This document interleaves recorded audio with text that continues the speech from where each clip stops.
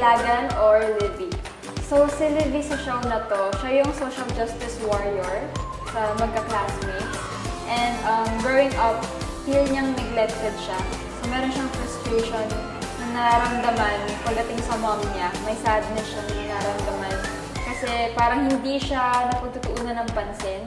Kumbaga, siya yung nag-aalaga talaga ng mga kapatid niya. Tapos yung mga damit niya pa is parang puro nagagaling sa mga kapatid niya. Like, kumbaga wala siyang own at hindi siya focused talaga ganun.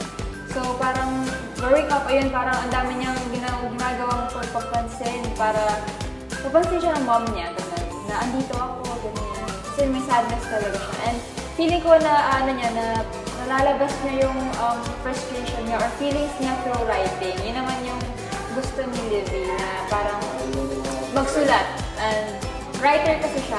Gusto niya yung parang gumagawa ng kanta, ng mga stories, ganyan, na makita niya rin sa show. Hi everyone, I'm Olive May and I'm playing the role of Olivia Ilagan or Livy. At abangan niyo kami ngayong September 2024 sa MAC.